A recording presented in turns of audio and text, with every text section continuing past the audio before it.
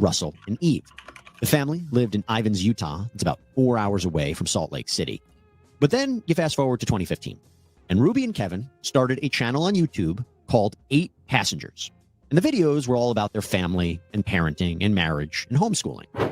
I've never once forgotten. You can't see the video now playing, even though I've played it.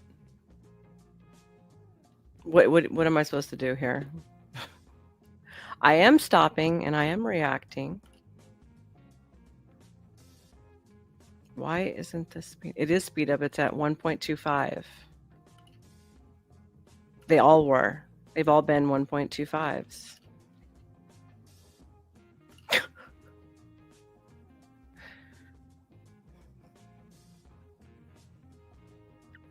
Okay, well, what am I supposed to, you can't, is it not playing at all?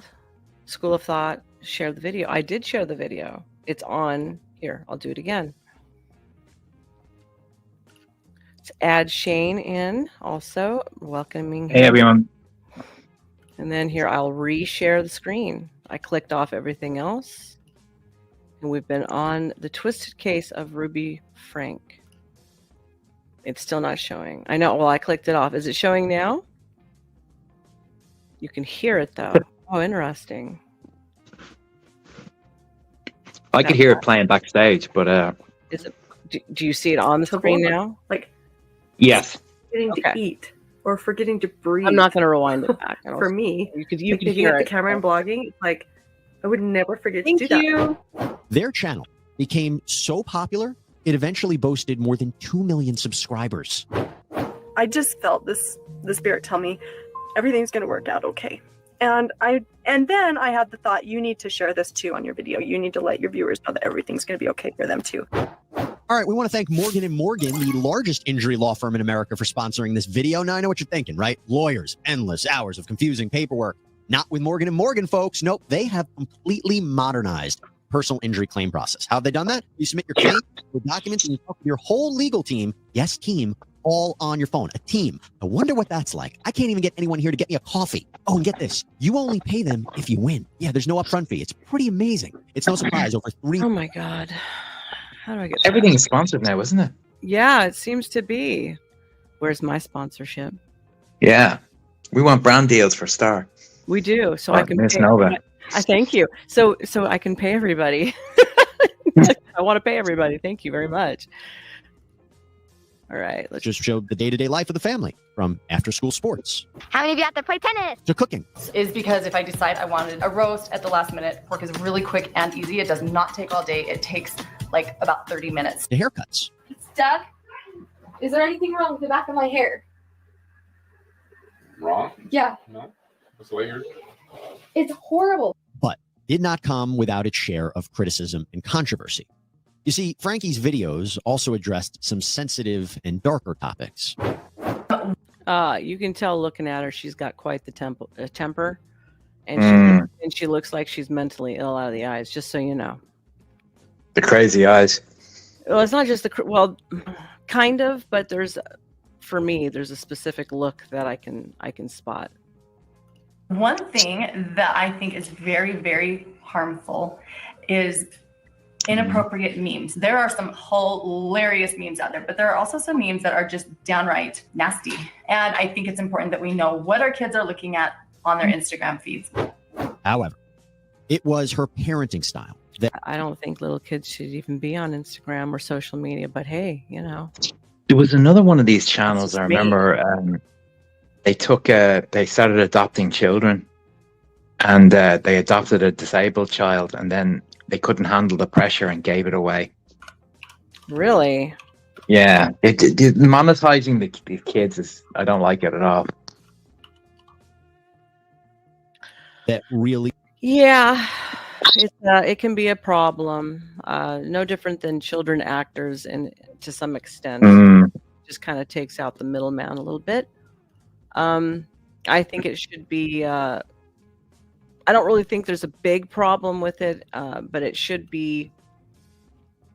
I don't think most parents should be doing it, though. No. Because I've noticed a lot of them can't figure out how to balance reality, real world with what they're doing with their kids. And then kids also end up with too much of a, spoiled. There was a one I saw where a little boy was upset, and his mom thought it was like part of the act, Yeah. And he was like, no, mom, I'm really upset, and she didn't, okay, well, we'll use it, It was just. Yeah, well, that could, well, that kind of goes with the other crazy people who want to get on here and they do whatever they can do just to get likes and views, right? Including watch people get hurt. I watched some videos with this one broad on, what was it, Twitch or something, and she practically got this woman to drown, and she was just filming thing, and it was just for so she could get paid and get the likes and the whole 9 yards, and so that's what you're dealing with. Gosh. So became problematic for many. It was a level of discipline that concerned viewers. For example, in one video, Frankie admits that her youngest daughter, then 6-year-old Eve, forgot to pack a lunch for school. I know that her teacher is uncomfortable with her being hungry and not having a lunch, and it would ease her discomfort if I came to the school with a lunch. But I responded and just said, Eve is responsible for making her lunches in the morning, and she actually told me she did pack a lunch. So the natural outcome is she's just going to need to be hungry. 6 years old. what the hell? 6-year-olds are supposed to have their lunches made for them, not go out and make it. I mean, this isn't the Depression And era. accidents happen. I know accidents happen, and we're not plowing fields. What's wrong with slapping your kid a bologna sandwich together or something? Anything, anything. Honestly, at least and she looks pretty skinny too. Have you noticed that? In another video, Frankie said, quote, "My kids are literally starving. I hesitate to say this because it's going to sound like a mean barbarian, but I told the kids I'm not even going to let you eat breakfast until you get your chores done," which is all so chilling considering the allegations of starving her children. But the discipline would also consist of other acts too, like her and Kevin not giving their 2 youngest children gifts on Christmas one year because they said they were selfish. Now, the 8 Passengers channel, it was removed by YouTube, we believe, earlier this year. Reporting indicates that the family had also been posting less content over time. We don't know exactly why all this happened. It could be connected to the criticism of some about the punishments that this family doled out to the kids and talked about in their videos. Multiple accounts online have posted videos over the past few years pointing out these concerning moments that were all caught on camera. What do you do when you're disciplining your kids and they make you laugh? Oh, it's frustrating. All of my kids have done. Chad does it too. I do not, because I never get disciplined. We're adding our favorite clown now to the Hey, Trippy. You guys haven't even gotten to the part where it starts getting sickening, Star. Oh God, am I going to be upset? It's by the time terrible. we get to this? Oh my God! You want it gets worse. You want me to give you a spoiler? No. Wait till we get to it and then make some comments. Yeah. I don't want to jump too far And ahead. Ruby I'm Frank- sure I Yeah. would. Let's just He go. herself would respond to that criticism. Online who hate me, who would like to cancel me, who would like to see me. It's all about me. Look at this broad. Me. Me. I'm on stage. Yeah, watching look at now. her. She's almost makeup free for sympathy. You can tell it's that I didn't put makeup on because I want you to feel bad for me. Look. You know what? You could feel bad for me with my makeup on. Thank you. That's how I feel. I don't Well, want she was one of those. no. Actually, I What? think they already covered this, but I'm not sure. This was a mommy vlogger. This was a woman that was trying to teach people how to treat their children. Oh Hmm. God. Yeah, Eh, and hiding a bunch of dark shit. didn't you cover this a while ago? I don't think so. Somebody covered this. I don't think so. I don't know who it was though. I All right, covered well, some She of the started Daddy some of sort of Five business coaching parents. Oh, is that There it? you go. Was it? Yes, Yeah.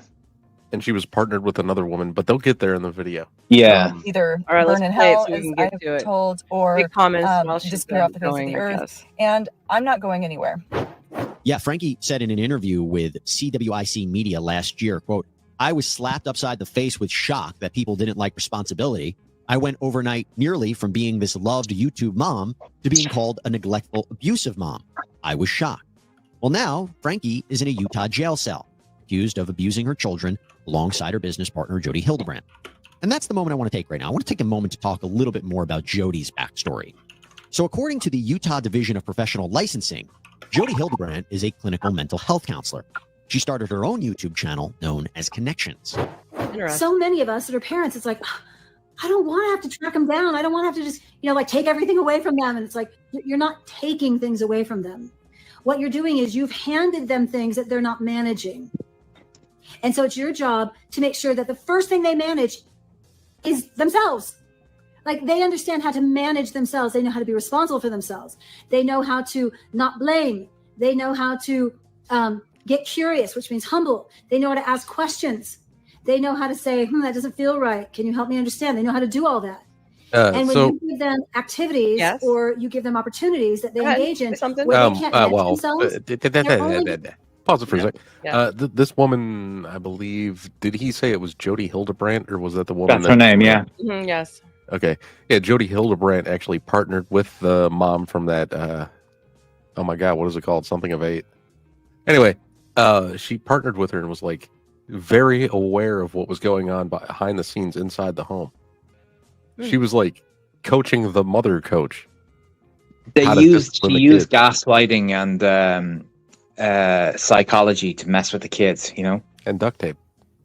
And she's been doing this for years. This woman in particular had been doing it for years, starting with her own children. Yeah, no. I want to read Barry Geekler's comment because I'm going to give him a heads up on something. Hey, you put, am I a jerk? But I already stocked on diapers and Gerber baby food for March. No, that's great. Is the baby already born? I thought it was on its way. I'm going to give you a heads up. You're going to have a lot of blowout issues very, very quickly. So make sure you have more than one size, and make sure you can return the previous size when you've already outgrown that one. If you start to notice a bunch of blowouts, that means they've it's not big enough. Just so you know. Okay, continue on. Oh yeah, it's still an Speed it up a little. And congratulations, by the way. Huh? Put the speed up like one more tick. Okay. Going to become more and more unmanageable inside of these activities. Put it to At some point, Ruby Frankie joined Connections. We also believe that Kevin might have been in some of those videos. In fact, the website lists Ruby Frankie as a certified mental fitness trainer. And Ruby Frankie, as I said, appeared alongside Hildebrandt in these videos. I have been full-time. You wonder where I've been on my vlogs? You wonder why I left YouTube? Head on this to save my kids. Okay. No amount of money. I'm telling you, put I my was head on this, making right? millions. And I left Not my avatar right because now, my kids but I were might be able to. hurt with entitlement. They were being hurt with people's advice, and they didn't have a mother up the front saying, I don't care what the opinion is. This is the truth, and this is where I stand. Okay, but now fast forward to last month, when according to court documents and a 911 phone call, Frankie's 12-year-old son, RF, here comes Ruby Russell, climbed out of a window at the home of Hildebrandt. He ran to a neighbor and asked him to call the police.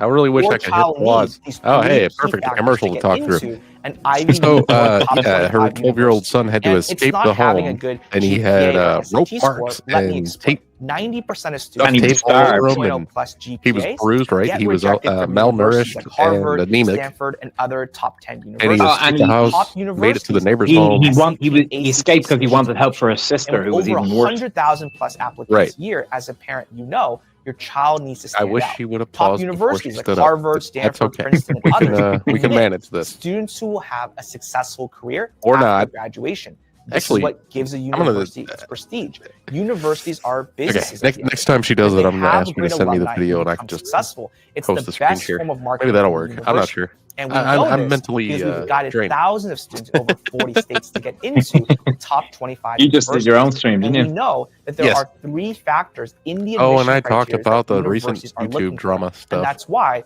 we have a free webinar where we go over the 3 main factors that prevent this was getting into the top colleges. And we covered the important parts of college admissions that are overlooked. Why 90% of students with 4.0 plus GPA are not accepted. What universities actually want in applicants. George.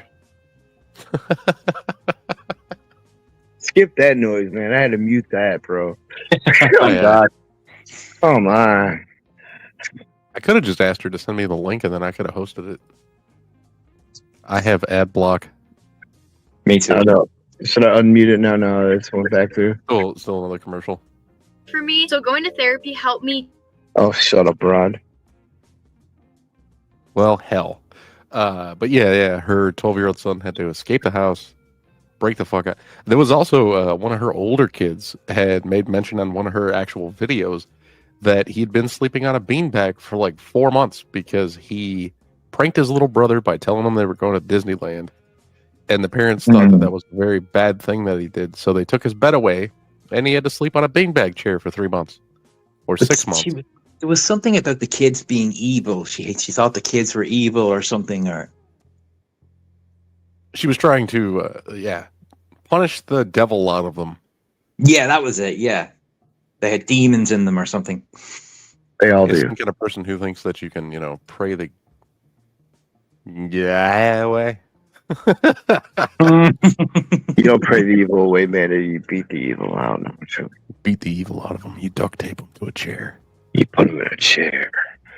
Duct tape him to a chair and beat them with a yardstick. Oh, look who finally decides to join us. P. Fletch, 83. What a P. Fletch. He was probably over at the Raging Tomato stream. Oh, yeah. Yeah. Yeah, he's trying to get a little tomato juice. Never mind. He's trying to get seeds in his mouth. V8. Yeah, you can unmute. The commercial's over. Actually, he asked us to call the police. Might just want to pause it. So he's very afraid. This kid has obviously been. I think he's been. I don't have that kind of control. He's obviously covered in. We need cops here as soon as possible. Yeah, it appeared that Russell had been bound with duct tape, that he was Gosh, severely malnourished. He was asking for food and water. First responders, they come. They find his sister, EF. Hey, Miss Nova. Miss Nova, as soon as you stood up, a commercial started playing. Are you shitting me? Not even like Crap. 20 I'm seconds sorry. later. I am sorry to everybody. I did not know that. Hi, P. Fletch. Welcome back in. If there's a next time when you got to get up or whatever, just throw me the link and I'll present. And that way, I don't think I'll have to. I won't have to get up again. I don't. Or just pause the video and we'll shoot the moon while you're up. All right.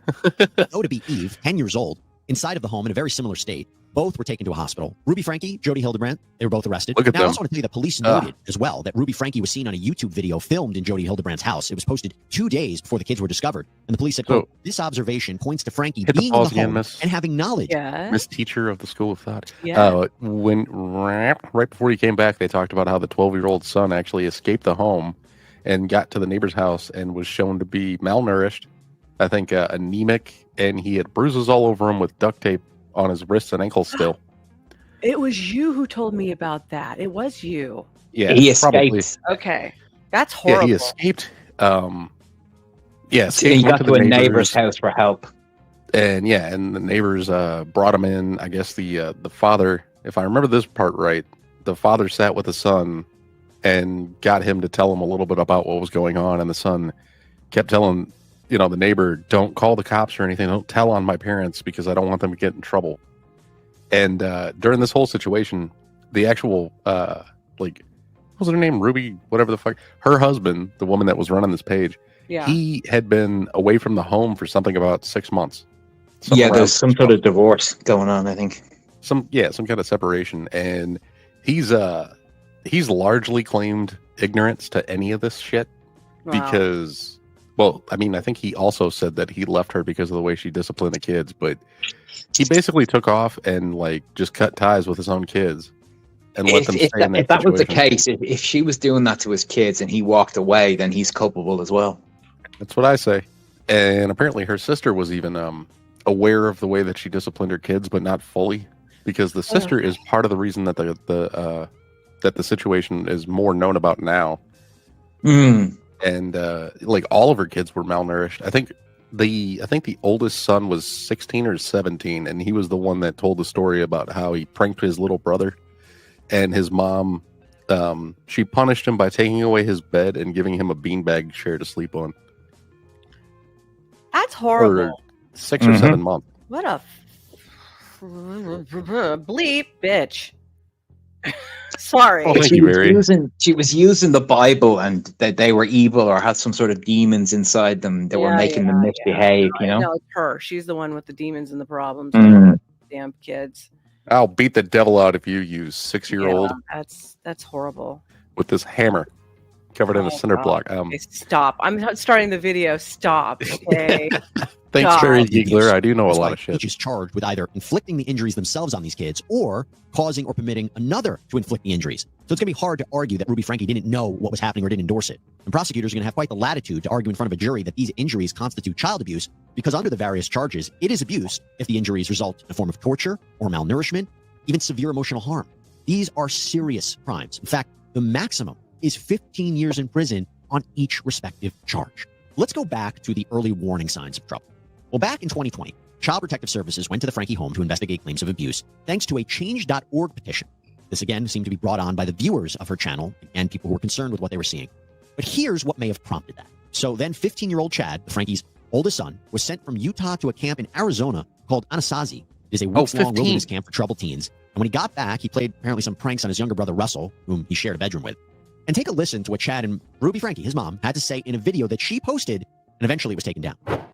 In our house, when we take something away, it's because they have shown that they are not responsible enough to manage it. And so we don't just turn around and give it back as soon as they start acting good. It has to be consistent. It has to be consistent over a minimum of 6 months. My bedroom was taken away for 7 months.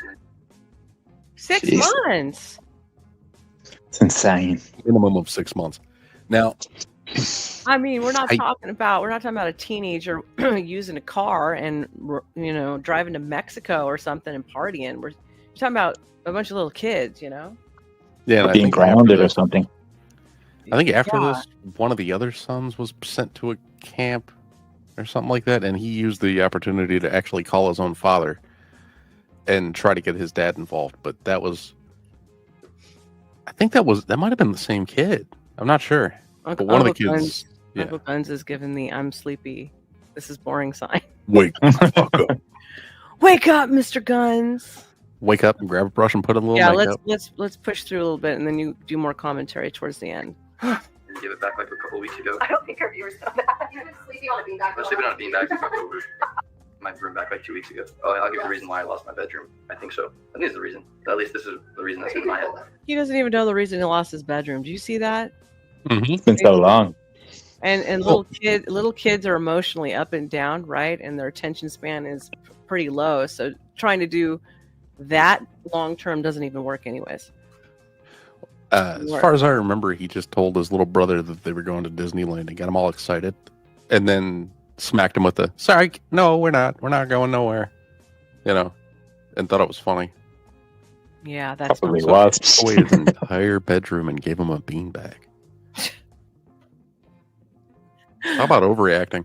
Yeah, so yeah, she's the look at her face. Yeah, she's the overreacting deep. Oh yeah, you can look at that and see eyes. how mad she is. She's a very angry person, anyway. Mm-hmm. So control freak. Yeah, well, usually you are angry. You're more angry the more of a control freak you are in those. That Adam's apple. Adam's. She's got an Adam's apple.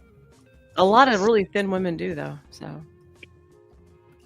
It's pretty funny, but now I look back at it, it's pretty depressing. No, we never told our viewers. I woke Russell up at 2 in the morning and told him that we're going to Disneyland, and he asked pack, and he got up and made his bed all neatly, and then packed all his clothes in the suitcase, and then he walked out the door, and I'm like, Russell, he was like, what? And he's all happy, had his sunglasses on, and I was like, we're not going to Disneyland, and he started crying and hitting me, and then he went back to bed. It's kind of funny. So that was not the reason. That's an average prank. Well, the other reason is because I pointed a BB gun at his face.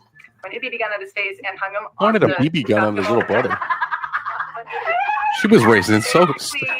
The day I got home, too. Chad came home from Anasazi and Russell was like, I want to try dunking the basketball. And I lived in a and he was and left him there for 3 minutes. And he was just hanging on there. Do you think it's funny? Because and then I walked out. If you think it's funny, then that was 7 months ago. Maybe you need longer without a bedroom. Oh, damn. Chad showed that he was not able to manage himself sharing a bedroom with Russell. So when we moved, the bigger room in the basement was automatically his, and I didn't have a room, but we put one on hold for me. So a lot of you are like, hey, that's not fair because Chad got the lesser bedroom and Russell got the bigger bedroom. Russell got the big bedroom and Chad got the smaller bedroom. How do you put a bedroom on hold? You go, no, you're not getting a bedroom until you do this other thing. Oh, okay. And we put caution tape in front of it too, with an alarm bell or something. Well, I mean, there's no bed in there or dresser or anything in there or something, you know. Just let them sleep on the carpet, I guess. Like, that would probably be a punishable offense in that household as well. But like, did you hear the things he was doing to his little brother? Like, just average boy. Like, oh, you want to dunk a basketball, and then he hung him from the rim. Yeah, you know, like stupid stuff like that. It's not even that bad. Average boy stuff, actually. Yeah, right. Like other families, their big brother is lighting the little brother's toys on fire and laughing at him. So. I remember my much older uncles giving my cousin, we're like the same age, you know, pulling his underwear up between his wedgies, or pampering him, you know, because he was kind of a little prissy asshole anyway, so he kind of deserved it. And then pull your underwear up your ass while you're trying to pick up your pants. Yeah, pretty much. All right, let's push it. And Russell's bigger bedroom also had a bathroom. But what you guys didn't know was he didn't get any room. He didn't get anything. He was sleeping on the floor in the family room. It hurts me just as much as it hurts my kids. Both Chad and his sister reveal that they don't have any friends since they moved to a new home, nearly an hour away from their school. I don't feel safe or accepted in any friend groups. And in the same video, Ruby talked about going away with her husband Kevin to a retreat. And while they're gone, the kids were only supposed to use their iPads for schoolwork. But Ruby learned that the youngest children had broken the rules. So because of that, Ruby apparently took away all the electronics from everyone for the rest of that summer.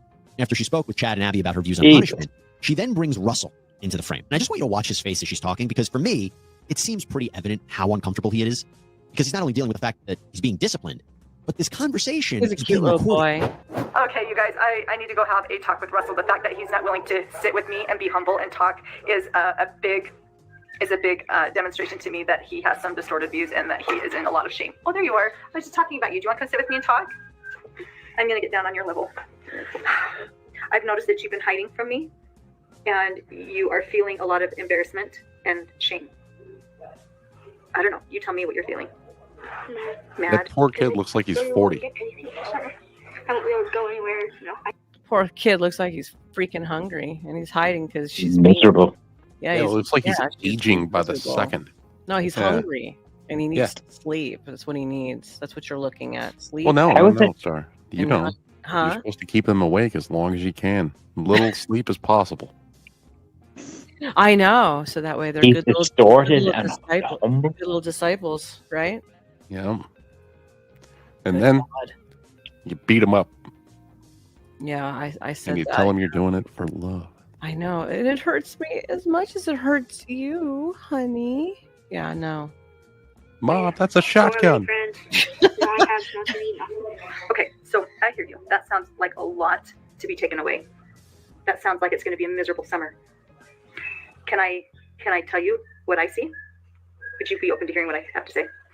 I see that yes, the iPads will be taken because you weren't responsible. You were lying and being manipulative with them. Yeah, but you did start it. And Eve may have started it. That's very possible. And who's responsible for you being disobedient around the iPads? Me. You. So it's up to you. If you want to be miserable because you don't get TV or iPad, that is totally up to you. You get to choose boredom and you get to choose to be miserable. What I am seeing, though, is that you're upset with the outcome for being mischievous. And instead of being humble and accepting that there is an outcome for you being like that with ads, instead you're being selfish. And what I would like to see is that you be humble and say, yeah, you know, I own it. I was mischievous with the iPads. I was sneaking them. I can see where I've broken trust. And I don't want our relationship to be an untrusting relationship. And once again, Frankie defends her actions. For listening to all of your comments and your feedback, I think I understand where some people are coming from. They're like, oh, the parents don't give their kids beds. And I totally agree with that. I know there are lots of children out there whose parents are neglectful. We got accused of child. Okay, let's be honest. There is a problem with iPads and little kids. Okay, there is. Oh, yeah, you don't need to take away their TV too. Like, just take the iPad away. You know. Yeah, it's torturous enough for a little one. It sounds like all electronic devices as well. For you. As the parents, you know, it's torturous for both. Damn TV. Seriously. That's why a lot of parents are just like, you know what? Take the iPad. Okay, go in there. Be quiet. Don't ever talk to me again. In 7 hours, if you're hungry, I might feed you. You know. Yeah. I'll throw a bag of chips in there and then close the door afterward. When we sent Chad to Anasazi, guess what? The first thing that they did was take a bed away. They don't have beds. So Chad slept on the hard ground for months, and it's run by psychologists and therapists. And if not having a bed was psychologically damaging, then they wouldn't have suggested that. Now, it was videos like these that led viewers to be concerned. I mentioned this Change.org petition that was set up and received a lot of signatures. Well, then CPS, Child Protective Services, is called to visit the home. And social workers come to the Frankie home. They look around. They interview all the children. But the case was closed because there was not enough evidence of wrongdoing or a crime being committed or abuse. Woo, this is a choice. Oopsie. But I It comes can't go into like commercial. this. We'll wait for it to go. Anastasia means something, doesn't it? Saying, quote, I remember. Means what? What does Anastasia mean? That's is that a Native American thing? Anastasia. I think it's a derivative of Anastasia, isn't it? Ah. Well, I think it is. Anastasia or whatever was that school, that like boarding school she sent the kid to. Yeah, but where's that name come from? Is that historical? I don't know. I don't know. I have no clue. Sorry. Hey, clown, go look it up on Google. You know, I don't get paid enough for this.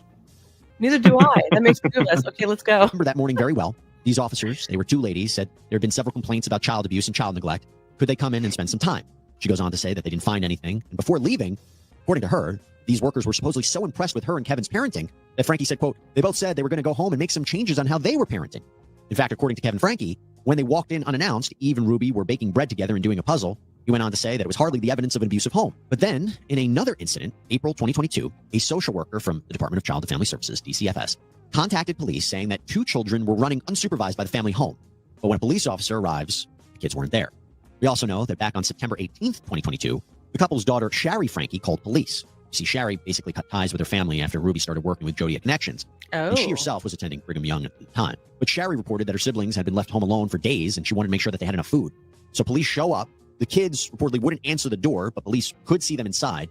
The police speak with the neighbors. In fact, according to an officer in a report, quote, everyone who came to the scene was very concerned about the children and them being left at home alone, expressed great concern about the two youngest children being homeschooled, while the two older ones go to public school, mostly because it shows that they're home alone during the day by themselves, and there isn't any way for them to contact emergency services if needed. Reporting indicates that law enforcement stopped by the house 4 more times between September 22nd and October 3rd, but it doesn't seem anything came from it. It's not clear if DCFS... Okay.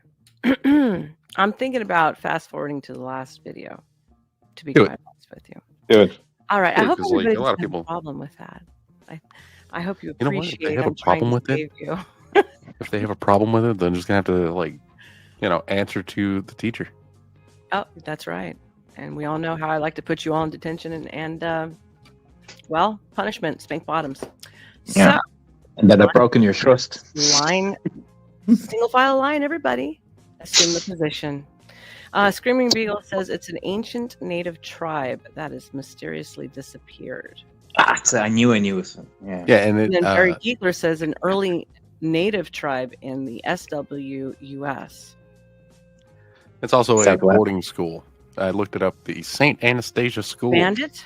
It means that I have the whip. I'm waiting to make more money to upgrade to a crop. Okay, I prefer a crop to this. All right, but one must do what one must do.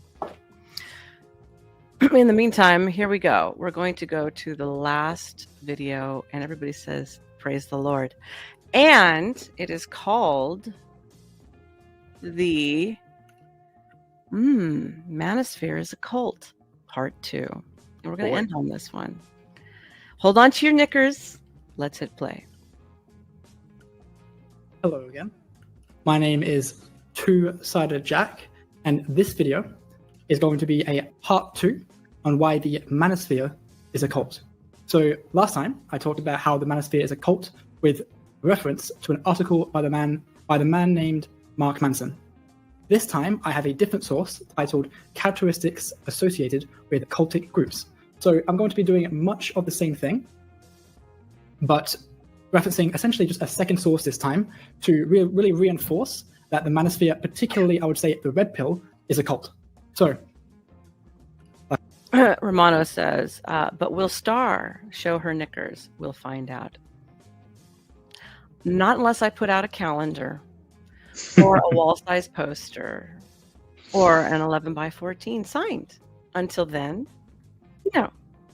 Like I Go ahead and make my own cult calendar. article is characteristics associated with cultic groups, and essentially Clown Apparently, already. Uncle Gomes is going to make a calendar. Yeah, the clown already has one. Oh no, I mean like is a bunch with What? you on it though. Oh God. We'll see. We'll see. Until then, not just yet. Okay. of bullet points. I mention cult-like behavior, and I'm going to go by them one by one and see if they relate to the Manosphere or the Red Pill.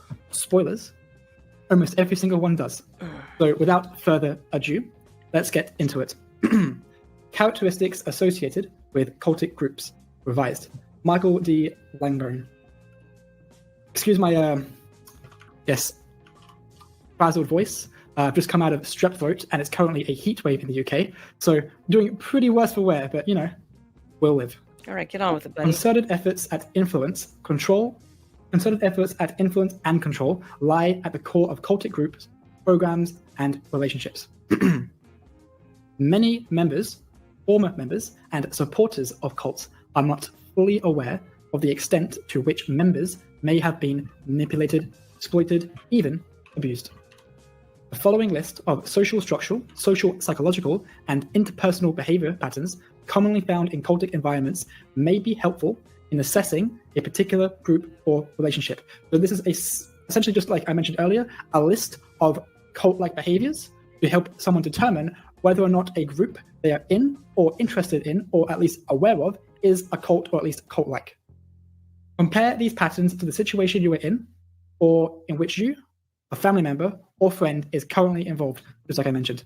This list may help you determine whether there is cause for concern. Bear in mind that this list is not meant to be a cult scale or a definitive checklist to determine whether a specific group is a cult. This is not as much a diagnostic instrument as it is an analytical tool. So with that, I should put a disclaimer in. Just because the Manosphere/Red Pill will meet a lot of this criteria does not, by this article alone, determine it or diagnose it a cult. Rather, it's just essentially another nail in the coffin. So, for the first point, the group displays excessively zealous and unquestioning commitment to its leader, and whether he is alive or dead, regards his belief system, ideology, and practices as a truth as law. So, the Manosphere has a lot of different thought leaders. The main thought leader of the Red Pill is Rollo Tomasi. I had some comments in my last video. Grandma Tomasi? Grandma. That's who I call him. Grandma over there. Yeah, I really didn't like it when I started noticing that they called him Jesus Christ, the Savior. All I've been hell. calling him Rolling Tomato. Yeah, I'm gonna call him a 2-bit fucking guitar player. That's what I'm gonna call him. Some people who on Dr. Phil were saying that Rollo Tomasi is not the leader of the Red Pill because he's never claimed himself to be the leader. Put my dog on Dr. Phil. That doesn't mean anything. It doesn't make her any more qualified than he is. Of the Red Pill. This is ridiculous. You don't have to call yourself. The criteria for meeting that of a cult leader does not live or die by whether you call yourself the leader of that cult. That is ridiculous. Imagine if Jim Jones said that he wasn't the leader of his cult. Would you then say that he wasn't the leader of his cult? Absolutely not. Just because Rollo Tomasi doesn't say he's the leader of the Red Pill, it doesn't mean that he is in fact not the leader of the Red Pill. He is absolutely the main thought leader behind that movement. The Red Pill is almost entirely based off the Rational Male blog and books, which is his works. So Rollo Tomasi is effectively the de facto leader of the Red Pill. And with regard to the first point... And a plagiarizer of 3 other authors. Wow. I said it. A plagiarizer. Like a typical guitar player, stealing content, that's what they always fucking do. I said it. People do display excessive devotion to him, as evidenced by the comments in my last video. Also, prior to the quarantining, if you ever went on the Red Pill sub and criticized Rollo's works or criticized Rollo as a person, people would attack you quite viciously. Hell, people would do this. Red Pill people would attack people viciously outside of the Red Pill spaces themselves, like if people attacked Rollo Tomasi on Bad Science, the Bad Science subreddit, or the Our Relationships subreddit. If people attacked Rollo Tomasi there or the Red Pill there, people from the Red Pill would come out of the woodworks to attack the people who are attacking him. So there's absolutely an excessive devotion there, an unquestioning commitment, and if you ever have interacted with Red Pill people, they regard the Rational Male book to be the Bible, essentially, of that movement. So the Red Pill meets the first point, and the Manosphere broadly, but specifically the Red Pill meets the first point pretty well. Number 2, questioning, doubt, and dissent are discouraged. It used to be the old saying was, if it sounds like a duck and it walks like a duck, then I guess it must be a duck. One thing that annoys me about this is that if you go to any YouTube site or any blog or on any subject and you criticize, people will come back at you. Oh yeah, absolutely. Yeah, like you've just criticize their mother or their father or God himself, Yeah. which is No, like, I mean, asinine. even cooking, people that do cooking channels get criticism. Yes. Do you know what I mean? Or do comic book channels. I know a girl that does DC comic channels, and she gets like harassment and threats, you know, and people will say they do things to her, you know. Comic books? Yeah, they try to get her absolutely. fired from her day job. You know, when I was first on Instagram early last year, and I was, before I knew who these people were, just so you know, I did not know who these people were. And I went to some other said pages and I made some comments. All of them started I had like five or six guys threaten to grape me. There you go. Just for making a challenging comment or calling. But the same, if you go to a feminist thing and criticize the feminist thinking, you will get bombarded by feminists as well. Now they don't threaten to rape you, but you know, or grape you, but the attacks happen everywhere is what I'm getting at. Yes, and I wasn't smart enough at the time, but I did manage to at least keep one copy of the screenshot of the guy who was saying that. It was like after the fifth time, I was like, okay, maybe I should make a screenshot and start showing the behavior of the people who are involved in this stuff. I saw someone yesterday on Twitter threaten a woman. She does like new baby stuff, you know. Yeah, what they're threatening a woman over baby stuff? Yeah, they were saying, or she said something. She was talking about on her Twitter about people should have more babies, you know. Yeah, we should. And why not? You know, and it was something about like, I don't know. They objected to her husband being a bit older than her or something, and then they started saying, "Oh, you're very brave hiding behind your screen and your husband," and started threatening her. I was like, it's ridiculous. That's weird. I mean, that's your business. That's her and his business. How old he is and what they're doing. Honestly, it is. Like, what the fuck do they care? I mean, but this couple, I think they're together like 6-7 years now. You know, so it's not like. And I think they were friends beforehand. You know. I see. Okay. Wow. We just attract crazies all over the place now, don't we? Absolutely. Yep, you're essentially called beta or. Hi, P. Fletch. Where are you going? Otherwise, there's something wrong with you. See if you do not fall in line with red pill or manosphere mantra. Oh. Nah. If you go on incel spaces, people accuse you of coping. If you challenge some of their teachings, and otherwise people essentially just mock you in MGTOW spaces. So there are like 4 different things you just named. Second criteria list as well. Number 3, mind-altering practices such as meditation, chanting, speaking in tongues. The manosphere, I can't really. So with the manosphere broadly, I wouldn't necessarily meet this point. However, I would say that the red pill reaches this point. What's a mind-altering practice that the red pill engages in?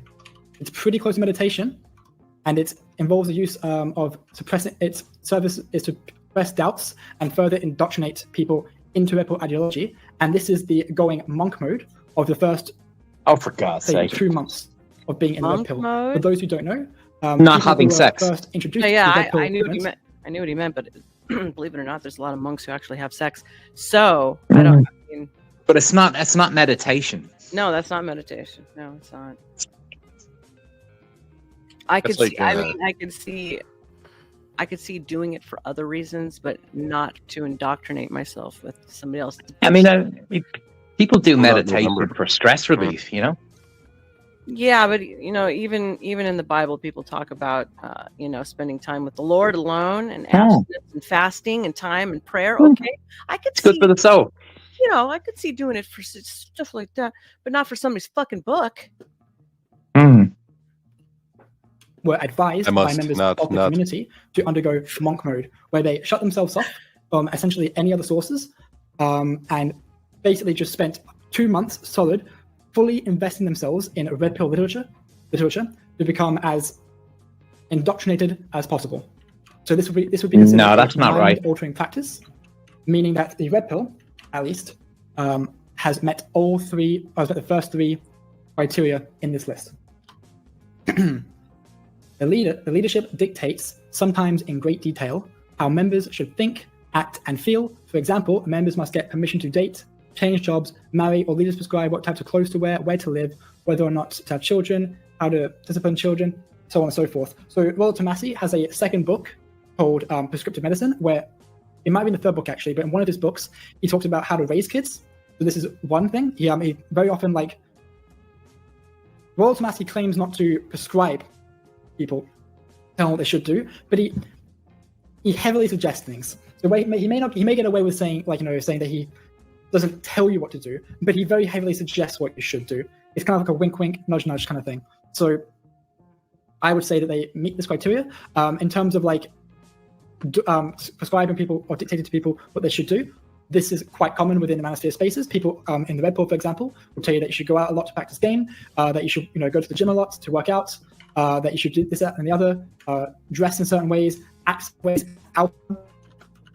And people in the MGTOW communities will say that you should avoid women and everything. The manosphere in general definitely dictates and makes strong prescriptions on how you should live your life.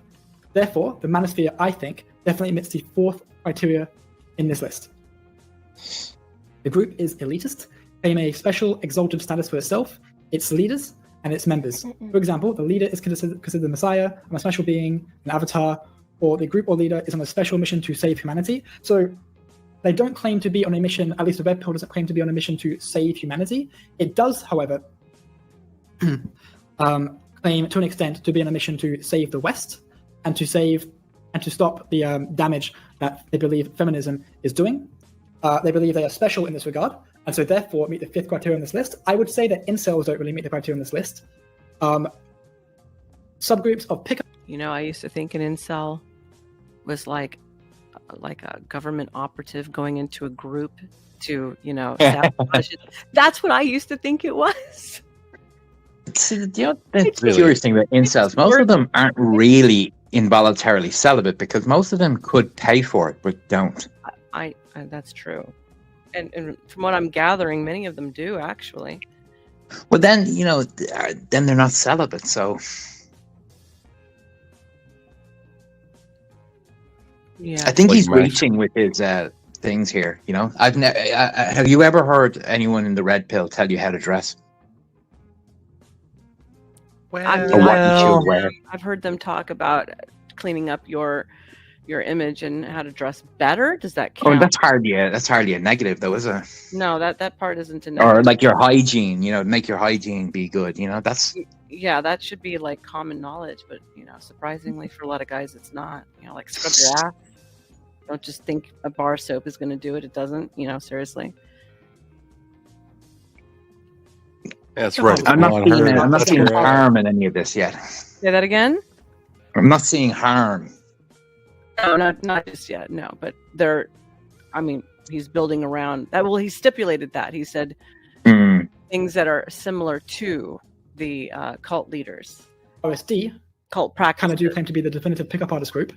OSD stands for Real Social Dynamics, which is headed by a man called Owen Jones, or his pickup artist name, Tyler Durden. I've not checked up on OSD in the past couple of years, but that's where they were up to last I checked them. Fight Club fan. So I would say, given that, I would say that incels don't meet the list, pickup artists to an extent do, and the Red Pill most certainly does.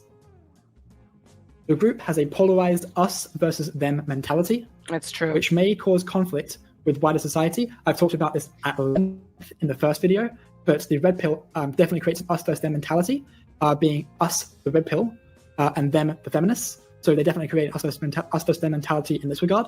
Incels do, except instead of being specifically feminist, it's mostly just women they're against. And MGTOW for the same thing. I would say that pickup artists, though, don't engage in this behavior. So 3 of the 4 main... Interesting. I did not know that POAs do not do that. I thought it was all-inclusive. I didn't know. Well, see, these are all separate groups, you see. I guess. But they have quite a few similarities in a lot of cases. Oh, yeah. There's overlap. They seem to be... From everything that I've been seeing, it seems to be all kind of coordinating together. Well, a lot of the PUA guys are sort of feminists, or they encourage that sort of thing. For their own advantage, They encourage it to what extent, though? Because you will see, like, like Alex on that Playing with Fire thing, he gets on with all of the OnlyFans girls, or Michael Sartain, he does the judge bikini contest or something. I had somebody very interesting bring this point up to me once. Like, if it wasn't for feminism, you wouldn't know, or you would probably, how did he put it? Less natural desire. So feminism encourages desire from a woman, and they're less reliant upon men, so then they get genuine desire out of a woman. So I thought that was kind of an interesting point. Yeah, maybe. Subgroups of the manosphere engage in this polarizing us versus them mentality. The leader is not accountable to any authorities. I can't account for every leader in the manosphere space. Andrew Tate, who's considered somewhat of a leader, again, I guess the Dan Blizzardgenarian of the manosphere, is actually being held to account by authorities, as his bitch boy ass has fled to Romania to avoid rape and human trafficking charges. Because, he's a pussy. Boy ass. Doesn't accept responsibility for his actions. This guy hasn't been keeping up with the news. Boy ass comment in there, With regards didn't he? to Rollo Tomasi, the leader, again, of the Red Pill, I would say, he's not accountable to any authorities. He is the authority. So they meet this criteria. Accountable for what, though? If he commits a crime, he's going to jail. Right. I would really like to know how these guys are even the authority of anything. Well, they're not. But I mean, you could take this list and you can apply it to multiple groups. So, and if it applies to multiple groups, then it's not especially harmful. Hey, Stefan. Nice to see ya. Welcome in. Let's see what more he has to say. I mean, if the red pill is a reaction to feminism, then feminism started the us and them. I don't know about that. Well, think about it. Like, the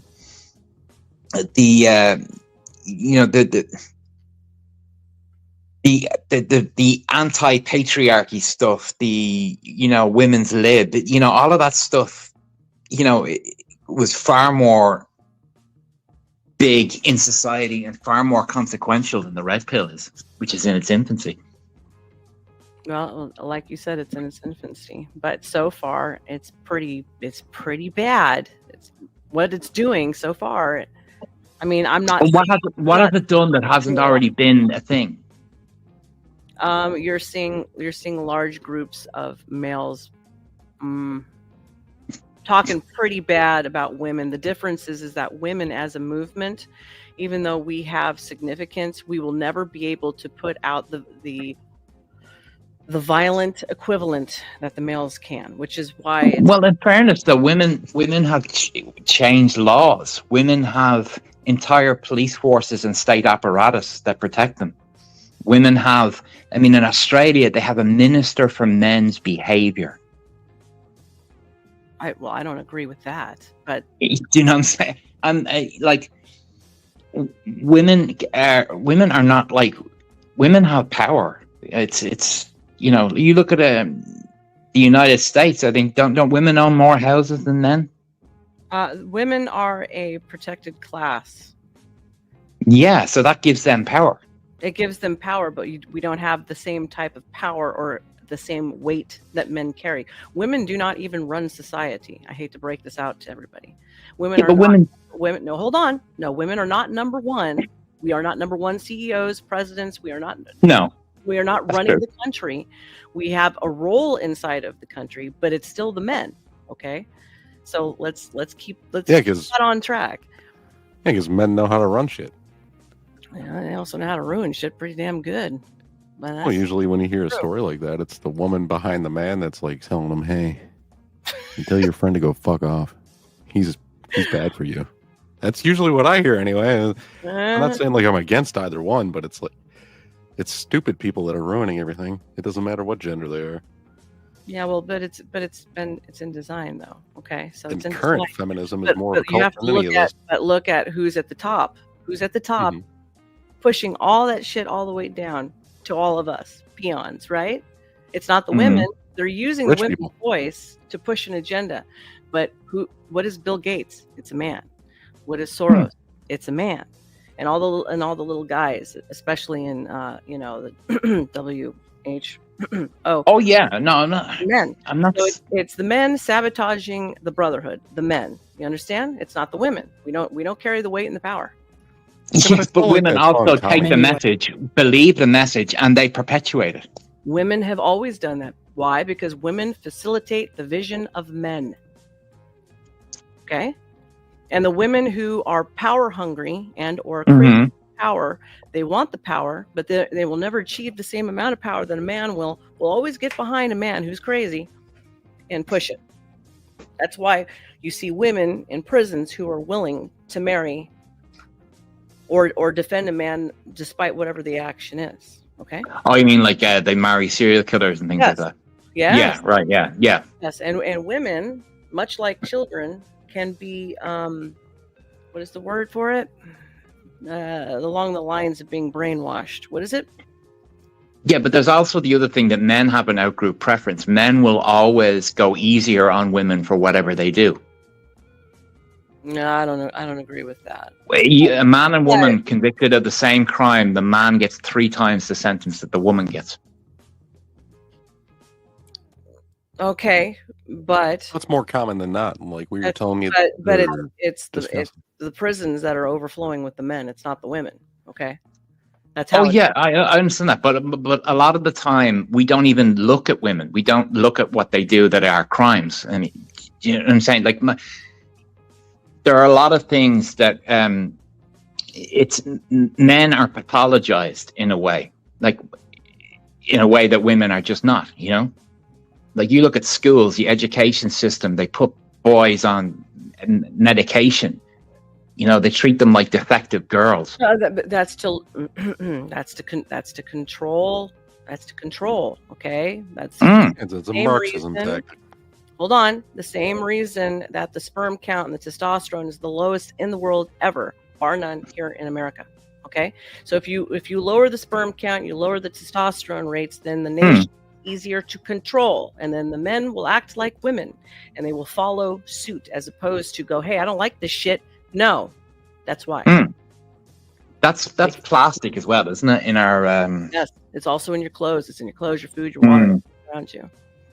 Leaders. I'm gonna hit play so we can get this over with. For these groups, which isn't to say they can't be cult-like, but rather there's no leader to be held to account within these subgroups. The group teaches or implies that its supposedly exalted ends justify whatever means it deems necessary. This may result in members participating in behaviors or activities they would have considered reprehensible or unethical before they joined the group. For example, lying. Yeah. So I can't really attest to incels or MGTOWs in this sense, but I would say that pickup artists and the red pill do meet criteria, being game for pickup artists. Some of the pretty fucking rapey parts of pickup artist teachings, for example, LMR, which stands for last minute resistance, is the idea that some woman will put up a little bit of resistance before the actual sexual engagement to make you believe that she's not a slut. This is it gets into pretty rapey territory, so like very rapey so that's very dangerous stuff. And the way that I would say the red pill engages in this behavior is with dread game. Dread game, for those who don't know, is a behavior advocated for by someone just walking my apartment right now. Dread game is a behavior advocated for by Rollo Tomassi, where he suggests that you should essentially gaslight and manipulate your partner, your long-term partner, by essentially taking away attention and instilling dread in your partner. Dread as whether you'll leave or even cheat on them whenever they act in a way that you don't like. According to Rollo Tomassi, this will keep you being alpha in her eyes, and therefore less likely to leave you, or less likely to fall out of love with you, or much less likely to find you beta at some point. To Rollo Tomassi, if I'm not mistaken, he does actually say some, I guess it's unfortunate it has to be this way, but he does say that it has to be this way. So this would be an example of the red pill essentially implying that its ends justify its means. as you can imagine, to anyone who's not in the Manosphere space, Dread Game sounds hyper-manipulative, and that's because it is hyper-manipulative. Kind of like putting fear and dread into a woman so she thinks you're going to leave her at any time if she doesn't follow suit and capitulate. Yeah. Women don't do that, though, do they? I don't know. I don't know what they do. Withhold sex. I'm sure there's other things. Yeah, you could count that, but men also do that. Believe me. Trust me. I know. Well, there's another thing. It's like, if he doesn't do this for me, like, we're not going to, I'm not going to be dating someone who won't do this or who won't get me something on Valentine's Day or who won't, Well, then dump her. But we're Well, talking yeah, about, but that's I'm talking about more like marriages and hearing these dudes tell coaches, these grifters telling men it's also okay to cheat. And that way you can keep your house and your kids, not have to worry about it, Yeah, just bring home STDs and, commit adultery and fornication. Sure, why not? It's okay for you, but it's not okay for them. Absolutely, no. It's messed up. You don't put fear and dread into people like that. On either side. Well, most of these guys aren't talking about marriage. Their POAs are just talking about picking up girls in clubs, and the red pill is sort of anti-marriage, isn't it? From what I can tell, the red pill seems to be very anti-marriage. Well, MGTOW is anti all relationships. I think all of it seems to be mostly anti-marriage. Or marriage as it currently stands, I think, or something like that. I think so. I'm gonna hit play because I'm tired of talking about the red pill. And this was given to me to end on, just so everybody knows. So let's just get it over with. Induces feelings of shame and or guilt in order to influence and or control members. Often, this is done through peer pressure, and subtle forms of persuasion. The red pill manipulates the fuck out of people in this regard. If you do not follow their teachings, the red pill teaches essentially that you will, for the rest of your life, be a beta male, doomed to have little to no sex in your 20s, and then when you get to around the age of 30, marrying a woman who doesn't really love you that much, or at least not the way that she loved her guys in the past, and you're essentially never going to experience true love. All right. Did you need me to do anything? Okay. Fear-mongering. Also, it makes you feel like shame because, they believe that you should be ashamed of being a beta male. So the red pill definitely fits this criteria. Incels fit this criteria a bit to an extent as well, because incels will essentially accuse you of coping if you do not believe in their ideology, and so essentially will shame you as being, I guess, too weak or pathetic to accept these black pill truths. Because the incels' philosophy or worldview is that of a black pill worldview, which is similar to the red pill worldview, but far more fatalistic, far more hopeless, is the way of putting it. Right. Because the red pill... This guy's not using shame at all. Far more strongly than the red pill does. Nah. I believe that game essentially is a cope and doesn't really work, unlike the red pill, which believes it works quite well. Subservience to the leader or group requires members to cut ties with family and to radically alter their personal goals and activities they have before they join the group. Yep, so the Manosphere, particularly MGTOW, Pickup Artists, and Red Pill, will very much persuade you to engage in masculine activities, whatever they may be. Things like, weightlifting, which isn't necessarily a bad thing, by the way, or, getting into guns, getting into whatever is considered a stereotypically masculine behavior, hobby to get into. Guns and cigars and being bald and into that. Wearing sunglasses. Don't say that word. Say pew-pews. Pew-pews are fun, though. I agree. Come on, we talk to Uncle in the chat all the time. We call him by his full name. That's true. We do, don't we? Damn. It's you the got same me thing, on that right? one. Okay, you got me. All right. But the last time I did I'll that, try pew-pews. I will try pew-pews. The last time I did that, they yelled at me and said, "You can't say that Oh, word." that's what they did. Yeah, I remember that. Yeah, it's Lambs. like streams ago or something like that. All right, let's hit play. It's okay. We're all trying our best. The red pill will teach you that as you're becoming an alpha male, your friends and family may resist you. But this is because they want to essentially keep you down, or they like you being the beta that you were, and wish you to keep being the beta that you were, and that the red pill believes it's in your best interest to become the alpha they're teaching you. In reality, what's happening is that your friends and family see that you're being brainwashed, or at the very least, see that something very bad's happening to your psychological state, and are trying to intervene for your own sake. So the Manosphere, 3 of the 4 subgroups, being MGTOW, Pickup Artists, and the Red Pill, meet this criteria too. I wish I had a breakdown. I wish I had known about this video before, and then I would have wrote down the attributes of what, because I don't even know what they attribute as being a true beta. Like, what exactly is a beta? Does anybody know? Beta is sort of like the, you know, the stereotypical, you know, husband who just gives money to the wife who doesn't really love him. You know, he's a weak man. Bow down and do what the woman told you to do. Yes, dear. You know, that kind of guy. Or the guy in school, you know, the guy who doesn't pick up girls and then marries the first woman he gets, you know? Oh, okay. You know, he's the follower, not the leader. Okay. But I think it comes from wolves, you know, like packs. There's like, or apes, you know, there's always an alpha. And then there's a beta who like is like second, you know, and then there's the sigma's like the lone wolf, you know, the guy on his own. And the omega is like the lowest of the low. So then what do you call all the men following one guy who's getting paid to pretend he's the alpha of all alphas? Do you get what I'm saying? Well, they're betas, yeah. So then they're still a beta, even though they're trying to pretend that they have alpha. There's see, a beta could be like, a beta sounds bad, but like, you know, the vice president is a beta. I don't think, you know, I don't think it applies in those ways. But like, I really don't. You know if you look at animal behavior, the alpha, you know, has a violent life and tends to be replaced often. Yeah, that's true. But I don't really think beta is the best analogy for a dude who's married in general. You know, like I think they should come up with some other term, I guess. Well, the other, you see, do you know that guy Jesse Lee Peterson? You know that you know, when someone says something weak or something or woke, he usually says beta. You know, he has a little sound clip. You know. Mm-hmm. Now he uses it for fun, but it's like a lot of the like this guy talking would be a beta. Okay, I guess. I mean, I know what a soy boy is, but you know. Yeah, that kind of thing. Soy, beta, it's the same. The terms are ever evolving. Yeah, but when I hear soy, it's more like a political / way that they are and of in being, not because they have a wife. You know what I mean?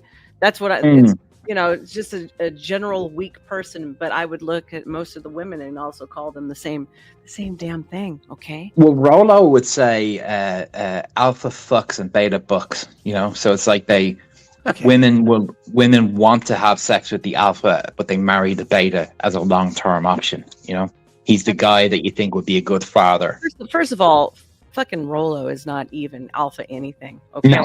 That dude's got softer hands than mine. Trust me when I say that. Number two, who the hell is he to sit there and call all these dudes that shit? And most women are not screwing around with said alphas. They're really not. Most of them are not.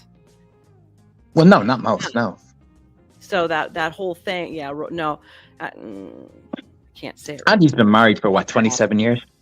Just say it. Yeah, yeah. Fucking spit it. No, hold on. Let me get permission. I mean, he hasn't been on the scene. He hasn't been around. Who cares? Don't get permission. This is your damn channel. Stop it. Don't start to create anarchy just yet. Hold up. But anyways. One thing though, he doesn't advocate for cheating. Really? He's like close on both ends. He said. Yeah, I wonder how close. I wonder how close his relationship really is. Well, that's another thing. I questions about that myself. Well, I don't believe a damn word he says.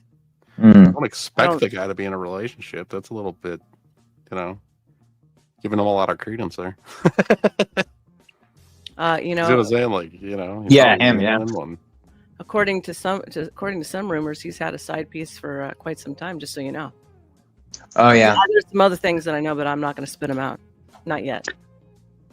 Right, gotcha. Yeah, if I think we're talking about the same person, I believe she's married as well. Maybe, but I'm not going to admit to anything just yet. I'm not going to do it. But anyways, so they're all nothing has been proved. The point is they are said liars, okay, and they're promoting something that they themselves do not believe. and nor do they live, nor do they really practice it. But they're selling you a bill of goods. That's what the whole point is. Yeah. The group is preoccupied with bringing in new members. Yet the Red Pill often promotes people to share the Rational Male book or blog, and back in the day, the subreddit. Incels, not so much, and MGTOWs are quite quiet nowadays, but pickup artists often encourage to get their friends into it. So I'd say that pickup artists and the Red Pill engage in this behavior. The group is preoccupied with making money. Now, for the most part, this is the actual part of the list that I would say the manosphere does not engage in. There is definitely con men amongst the manosphere space that seek to make a buck off of desperate people, but this is not behavior on the whole. Allegedly. That I would say the manosphere is preoccupied with. Preoccupied with and or the hopelessness of their situation, if they're incels, or how to put men back in the driver's seat of society, i.e. how to reinstate a strong patriarchy. That is what the manosphere is preoccupied with, not so much money, because they're more of a political movement, as opposed to a con to try and take people's money. So, to give the devil his due, the manosphere is not guilty of this one, by and large, I would say. Members are expected to devote inordinate amounts of time to the group and group-related activities. If you're in the Red Pill, you're expected to go monk mode, which is an inordinate amount of time, so they meet that criteria. Incels, not so much. MGTOW, not so much. Pickup artists, you're expected to submit a lot of time into learning and practicing game. So I'd say the pickup artist community definitely fits into this criteria a bit, as well as the Red Pill community. He's wrong about the monk mode thing. The monk mode, that's a MGTOW thing. Is it? Yeah, that's like guys that go, look, they go for celibacy, they avoid relationships, and they just concentrate on their life or their career or their job or something. That's very unfulfilling. Well, it is, but in the short term, some guys do it for years and some guys do it for months. You know, like there's some guys that like, especially if they've been very promiscuous. It's like, I see. Okay. You know, it's like going cold turkey on something, you know, and then restoring your balance, and then like try to get a relationship. Reborn. Is it like being reborn or circumcised? Not circumcised. Well, it's like quitting something you're addicted to. Ah, yeah.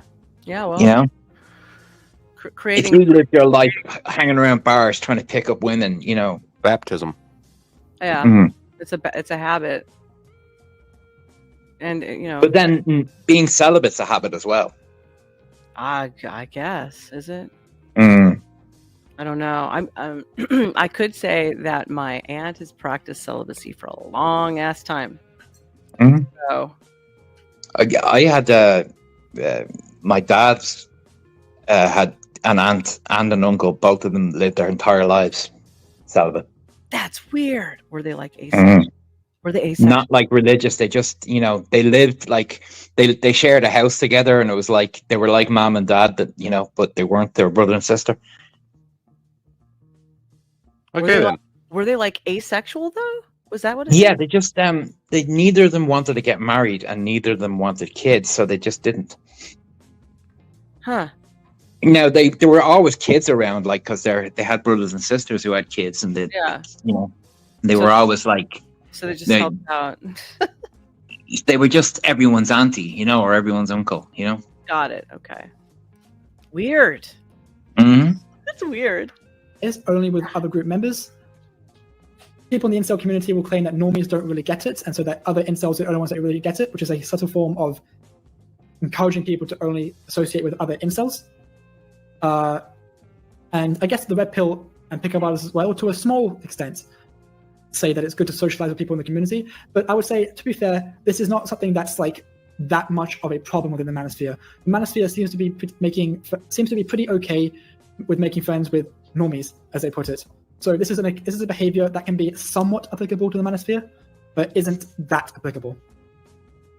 The most loyal members, the true believers, feel there can be no life outside the context of the group.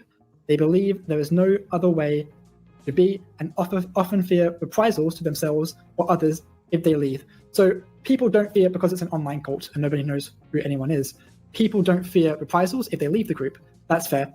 But I would say that it's quite common of people, particularly in the incel and red pill communities, who believe that like their worldview is absolutely incorrect, and there's no other way to view the world, and there's no other way to be than or no other correct way to be than to be an incel or a red pillar that isn't cope. But I would say that the red pill and incel communities fit this criteria, but not so much the MGTOW and pickup artist communities.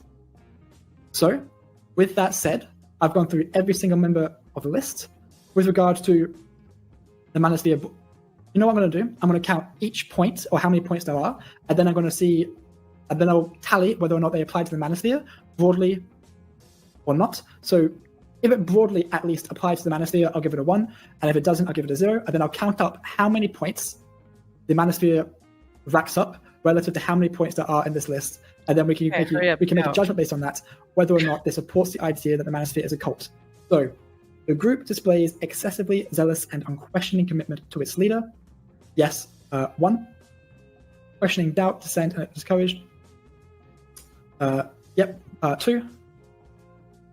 Mind-altering practices are used in excess and serve to suppress doubts about the group and its leader. Red pill. 3. The leadership dictates, sometimes in great detail, how members should think, act, and feel. Yet definitely 4. The group is elitist, claiming a special and exalted status for itself, its leaders, and its members. 5. The group. Us versus them mentality. No. 6. Not accountable to authorities. 7. Group teaches or implies that its supposedly exalted ends justify whatever means it deems necessary. 8. Induces feelings of shame or guilt. 9. Subservient to the leader. To an extent.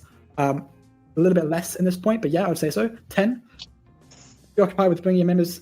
11. Making money. Nope. So it stays at 11. Members are expected to devote an inordinate amount of time. 12. Members are encouraged or required to leave. Socialize on the group members. I would say no for this, so still at 12. And the most loyal members feel there can be no life outside the context of the group. That's 13. So there's 15 points there. And the manosphere, broadly speaking, meets 13 of these 15 points, which I think suggests, or at least nails another nail in the coffin for the idea that the manosphere is broadly a cult. I think in my next video, I might start actually addressing some of the leaders themselves. I'm thinking about whether I should go after Royal Tomasi first, or maybe Andrew Tate, since Andrew Tate is making headlines recently. But I'll give that some more thought before I do the actual video. Well, we're done with that, gentlemen. Oh, thank God. No kidding. I was at the very middle of it to the end. I was having a hard time following him. Not the best well-spoken individual, but it's okay. You know, God bless him for trying. Yeah, bless his heart, you know. As they say in the South, and it's not a positive thing when they say that to you in the South, just so you know. So bless his heart. God bless his heart. It's like saying, AKA, damn, that's an ugly baby. I know, right? What a pretty baby, bless its heart.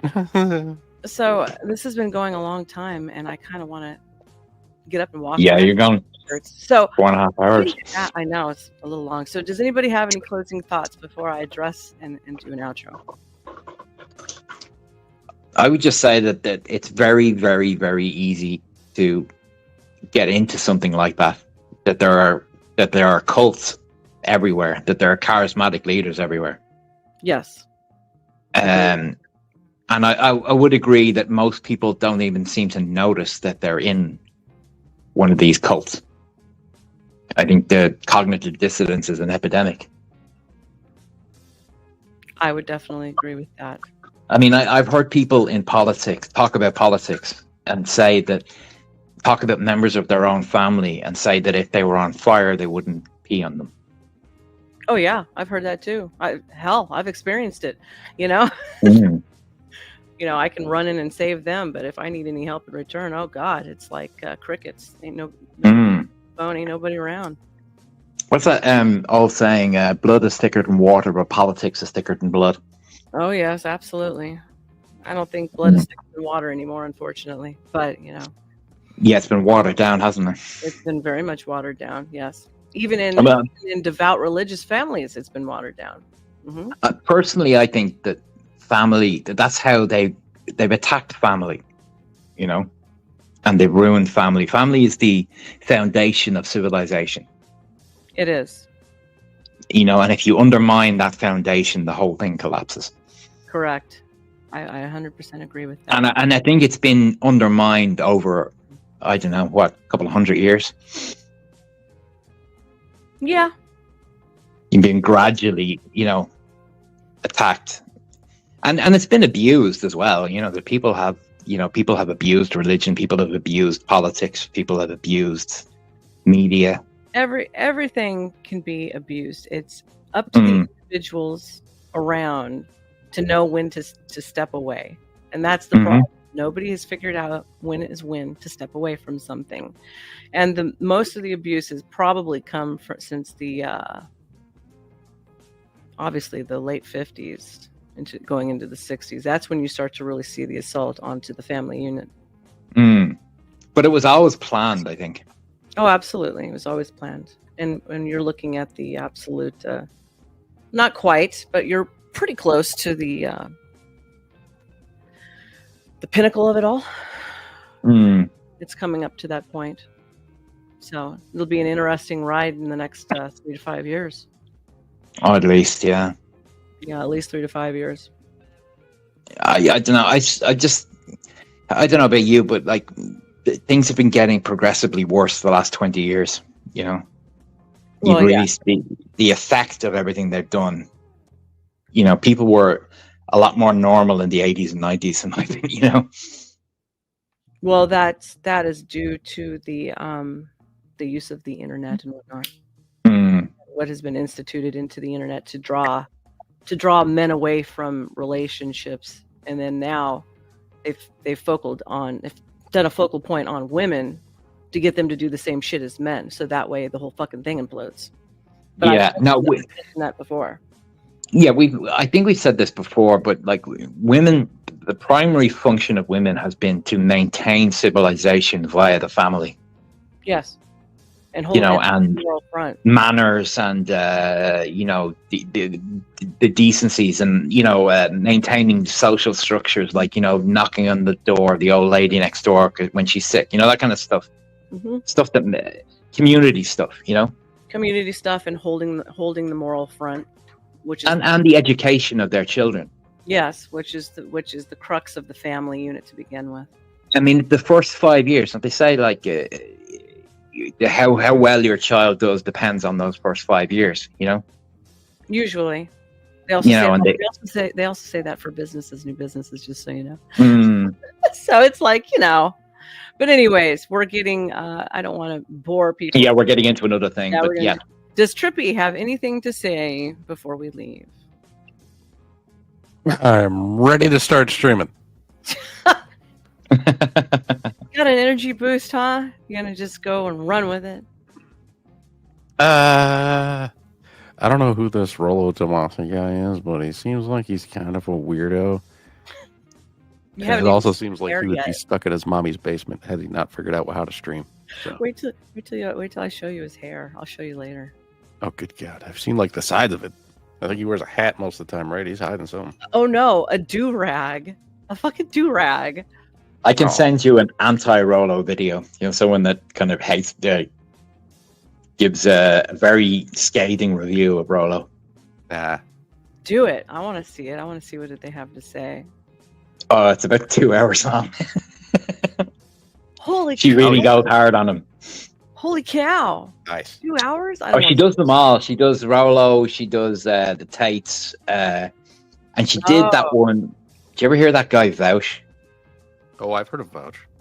Oh, he's a nut. He's like a lefty. He's super left, but he's also into like weird porn. Like he's into weird anime porn. That's right. You're right. He was the one that accidentally opened up his hidden folder on his computer. Yeah. While he was live, he saved something, and it showed that he's heavily into horses. Yeah, he has a sexual thing for horses and bestiality. Oh my God! Don't talk about that on my stream. You cannot talk about that shit. Yeah. No. You're gonna get me into trouble. It's not. I'm not gonna get you in trouble. I'm safe. Okay. But he's like a communist. He's like a communist, but like also like from a rich family and lives in California. Oh, of course. Typical champagne social. Yeah. Yeah. He opened up his little folder there, Star, and people asked him about it later, and he was like, "Well, it's not that I want to do that with a horse. But I would like to have what a horse has between its legs, you know? Like he wants to have that big of a All right. One thing he did, this woman, she did a video on him because this one, she dresses sort of like, like office, like a professional blouse, skirt type, office, and a cardigan even. And he said that she looks like something out of Mad Men, and she dresses like she wants to be graped. Okay, all Holy right. All right. He's a lovely human being. I'm taking you off the stage. Thank you for being here. I am done with this conversation. Anyways, I hope everybody enjoyed all of the attributes of what cult leaders are and how to become one if you want to. You've got a little tip in the beginning. In the meantime, thank you for joining me in this overly long stream on a Wednesday. And I hope you have a wonderful rest of your week. To all my little thoughties out there, make sure you behave yourself or you're going to stand in line and assume the position. Until then, we will see you next time. And good night. Mwah. See you later.